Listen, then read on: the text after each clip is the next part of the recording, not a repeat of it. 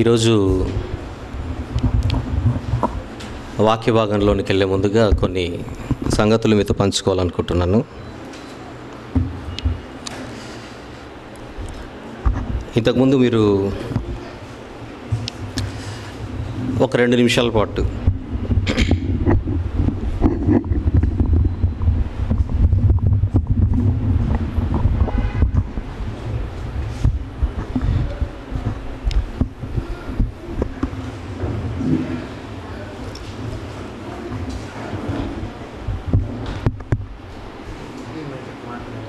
అది తెలియాలి నాకు. పర్లేదు.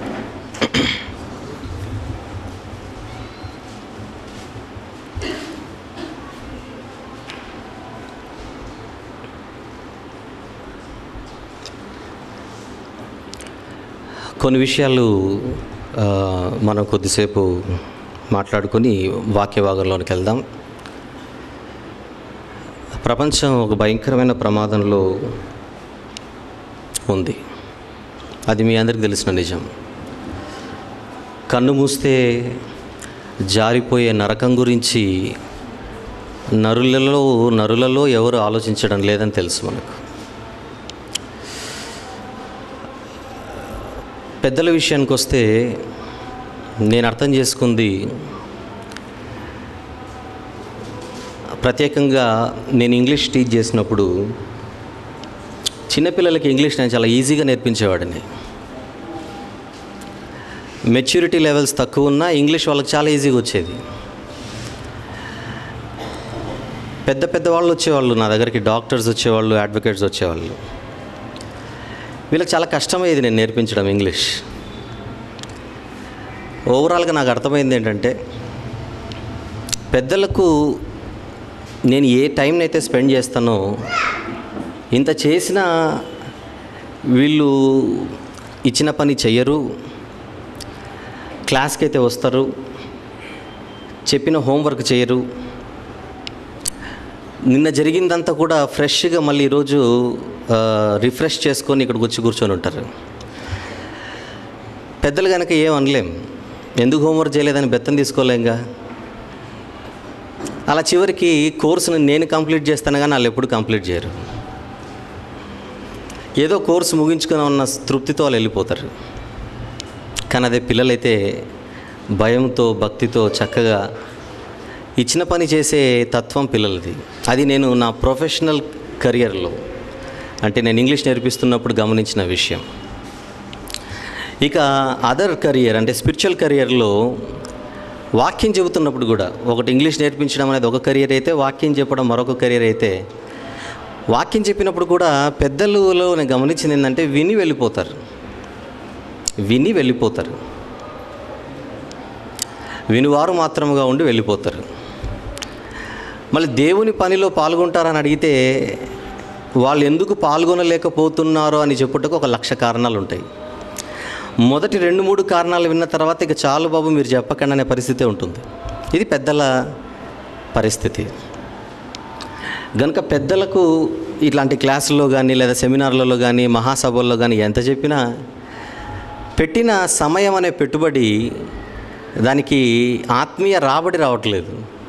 రాబడి అనగానే నా ఉద్దేశం దేవునికి ఫలాలు రావడం లేదని అర్థం.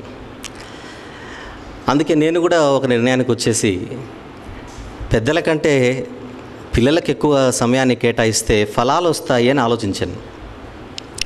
గత సంవత్సరం నేను పిల్లల మధ్య చాలా ఉన్నాను కనుక, మరి నేను గత సంవత్సరం హైదరాబాద్ నుంచి వెళ్ళకముందే మరి ఇక్కడున్న నాగోల్ సోదరులకు తెలుసు, అప్పుడే మనం ఇక్కడ ఒక స్కూల్ పెట్టాలని ఆలోచించాం కదా. బ్యానర్ కూడా అయిపోయింది, చాలామంది బ్యానర్లు కూడా, మేము స్కూల్ యూనిఫామ్ కూడా ఆలోచించిన రోజులు అవి. తర్వాత నేను వెళ్ళాల్సి వచ్చింది, వచ్చాను.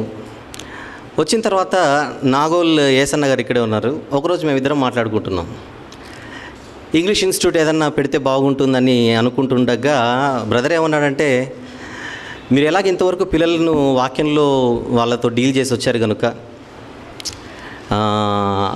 మీరు ఎలాగో టీచింగ్ అండ్ ట్రైనింగ్లో ఉన్నారు కనుక పిల్లలకు వాక్యం నేర్పించే ఒక ట్రైనింగ్ సెంటర్ ఏదన్నా ఆలోచిస్తే బాగుంటుందేమో, మా పిల్లలు కూడా ఉన్నారని తను అన్నాడు.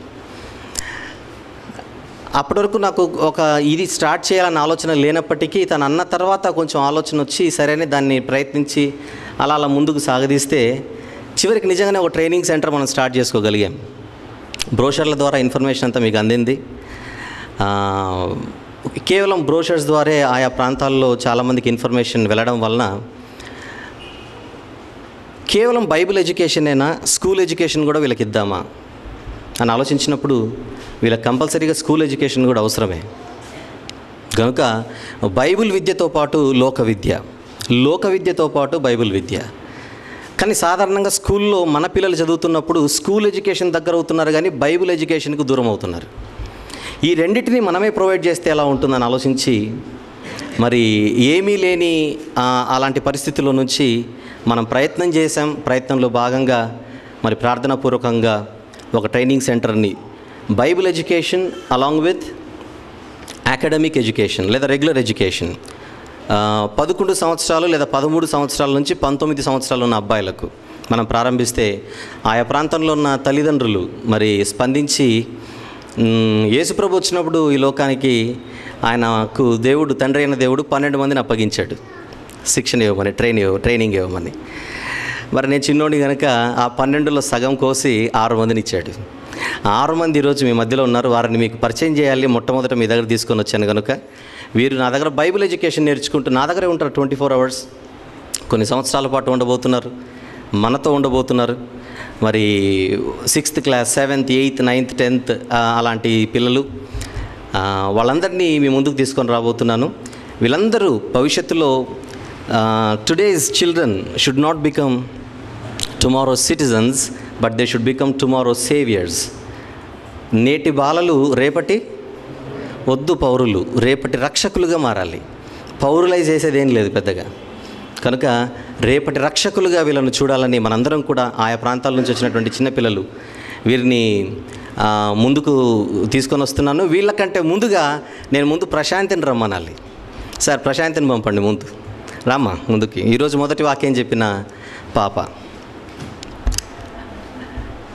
గత సంవత్సరం నేను మోదవలసలో ఉండగా అక్కడ బైబిల్ విద్య నేర్చుకుంటున్న అమ్మాయి నేను ఉండగానే పరిస్థితులను బట్టి వెళ్ళిపోయింది. తర్వాత ఈరోజు నా సెంటర్ దగ్గరికి వచ్చి నాకంటే ముందు మొదటి వర్తమానం పంచుకుందంటే చాలా హ్యాపీగా ఉంది. పాపను బట్టి చాలా ఆనందిస్తున్నాను. అందరూ ఒక్కసారి పాపను అభినందించండి.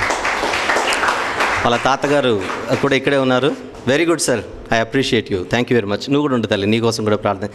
ఈ ట్రూ విజ్డమ్ ట్రైనింగ్ సెంటర్ చిన్నారులు ఎవరైతే ఉన్నారో మీ 6 ఒక్కసారి, 12 మంది లేరండి, సారీ 6 మంది ఉన్నారు, వచ్చేయండి. వీళ్ళని ప్రాక్టికల్ మినిస్ట్రీ, నేను ఎక్కడికి వెళ్ళినా కూడా వీళ్ళని తీసుకొని వెళ్తున్నానండి. ఆల్రెడీ చేరిన వారానికే వీళ్ళని శంషాబాద్లో తీసుకొని వెళ్ళాను. నాకంటే ముందు ఆల్రెడీ ఒక వర్తమానం కూడా అందుకున్నారు, చేసేసారు. ముందుగా వీళ్ళని పరిచయం చేస్తాను. రానా, ఈ అబ్బాయిది తిరుపతి అండి. వీళ్ళ అమ్మకు కానీ వీళ్ళ నాన్నకు కానీ ఎవ్వరికి కూడా యేసుప్రభు అంటే తెలియదు, బైబిల్ అంటే తెలియదు. ఈ అబ్బాయి కూడా ఏం తెలియదు. చిన్నవాడు 6వ తరగతి. మన సెంటర్ గురించి తెలిసి వచ్చేది ఎక్కడో విన్నారు వాళ్ళు, తెలిసింది. ఏ దేవుని గురించి అయినా మీరు చెప్పండి కానీ మాకు ఒకే ఒక కొడుకు, రేపొద్దున ప్రయోజకుడు కావాలి సమాజంలో అని మనకు అప్పగించారు. ఈ అబ్బాయి నా దగ్గరకు వచ్చాడు. స్కూల్ ఎడ్యుకేషన్ కూడా ఆయా ప్రాంతంలో అంతంత మాత్రమే జరిగింది కనుక గత 4-5 రోజులుగా నేను అబ్బాయికి ఆదికాండం నుంచి ద్వితీయోపదేశకాండం వరకు నేర్పించి ఆలు నేర్పిస్తున్నాను. ఇప్పుడు ఎందుకు చెప్తున్నానంటే పెద్ద పెద్ద డాక్టర్లకు నేను ఇంగ్లీష్ చెప్పినప్పుడు ఏ తృప్తి లేదు, కానీ డాక్టర్లకు ఇంగ్లీష్ చెప్పినప్పుడు లేని తృప్తి ఈ చిన్నోడికి నేను ఆలు నేర్పించేటప్పుడు ఉంది. ఓకే, పేరు రోహిత్, పక్కా హైందవ కుటుంబం నుంచి వచ్చినటువంటి చిన్నోడు. అందరూ ప్రార్థించండి వీళ్ళ కోసం. అలాగే next Pawan, he's also from Tirupati నుంచి వచ్చాడు. వీళ్ళది కూడా హైందవ కుటుంబం. ఈరోజు నేను చెప్పబోయే అంశానికి ఎందుకో ఈ సందర్భం చాలా పనికి వస్తుంది, చూద్దాం. హైందవ కుటుంబం, రైట్. పవన్ కోసం కూడా ప్రార్థించండి, 8th క్లాస్లో ఉన్నాడు ఇప్పుడు. Next Praveen from Nizamabad. వీళ్ళ నాన్నగారు ఎక్కడో మన నెట్లో చూశాడట, మస్కట్లో ఉంటాడు. మరి ఉండి ఇమ్మీడియట్గా అబ్బాయిని మన దగ్గర పంపించాడు. వీళ్ళందరి కోసం, వీళ్ళు మనలో ఒకరు, మన దగ్గరకు వచ్చారు. పిల్లల్ని చక్కగా మనం పెంచుదాం. ప్రస్తుతం 10th క్లాస్లో ఉన్నాడు, right. Next we have Smaran here. Smaran గారి తల్లిదండ్రులు కూడా ఇక్కడే ఉన్నారు ఈరోజు, రైట్. వాళ్ళు ఉన్నది హైదరాబాద్లో అయినా కూడా హైదరాబాద్లో ఉంటున్నప్పటికీ బాబుని నాకు ఇచ్చారు. మరి he's in 9th class now, కానీ బైబిల్ క్లాస్లో ఉన్నాడు, రైటా. మరి బాబు కోసం కూడా చక్కగా అందరూ ప్రార్థన చేయండి. చాలా ఆశలతో మరి తల్లిదండ్రులు పంపించారు. Next we have Rajesh. వీళ్ళ ఊరికి నేను వెళ్ళానండి. పశ్చిమ గోదావరి జిల్లా, చాలా చిన్న గ్రామం వీళ్ళది, చాలా పేద గ్రామం వీళ్ళది. అలాంటి గ్రామం నుంచి తల్లిదండ్రులు వీళ్ళు ఇచ్చారు. మరి బాబు కోసం కూడా ప్రార్థన చేయండి. 10th క్లాస్లో ఉంటూ బైబిల్ ఎడ్యుకేషన్ నేర్చుకుంటున్నాడు. మరొక విషయం ఏంటంటే, నా పెళ్ళికి 8 మంది వర్తమానం అండి వాక్యం చెప్పారు నా పెళ్ళిలో. ఆ 8 మందిలో 8వ వాడు. Okay, right, thank you very much. Next Sunny Raj Kumar, he's from Nalgonda. నాకంటే ఎత్తుకున్నాడు, అయినా పర్లేదు, రైట్. చక్కగా శంషాబాద్లో మొన్న నాకంటే ముందు వాక్యం చెప్పాడు. వీళ్ళు ఇంకా చాలా గొప్పవారుగా భవిష్యత్తులో ఎదగాలని మనసారా ఇక్కడున్న మీరందరూ కూడా ఇప్పుడే ఒక్క నిమిషం తలదించి వీళ్ళందరి భవిష్యత్తు కొరకు, ఏమంటే ఏ తల్లిదండ్రులు ఇలా వదిలేస్తారో చెప్పండి పిల్లల్ని దేవుని కోసం. ఆ తల్లిదండ్రులు చాలా గొప్పవారు. తల్లిదండ్రుల కోసం, పిల్లల కోసం ఒక్క నిమిషం పాటు ప్రతి ఒక్కరు కూడా ప్రార్థన చేయండి ప్లీజ్, ఇప్పుడే తలదించి అందరూ కూడా. అలాగే ప్రశాంతి కోసం కూడా చక్కగా ప్రార్థన చేయండి. మంచి టాపిక్ తల్లి చెప్పింది ప్రార్థన గురించి, రైట్. అందరూ తలదించి 7 కోసం ప్రార్థన చేయండి.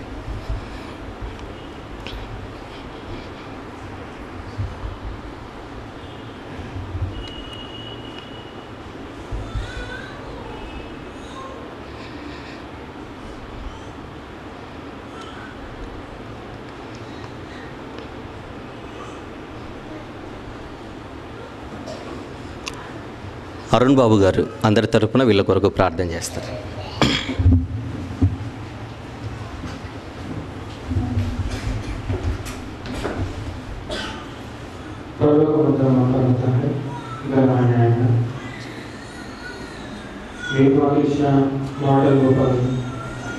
అందులో ఇమిడి ఉన్న సాగు గోపదన సంగతులను గ్రహించి నేనతని మరి సభలో మోక్షుల చేత మరి జ్ఞానము నేర్పించడానికి మరి తల్లిదండ్రులు సిద్ధపడి వారి పిల్లల్ని మరి ఆయనకు అప్పగిస్తున్నారు. రాబోయే రోజుల్లో చక్కగా జ్ఞానాన్ని నేర్చుకున్నాము.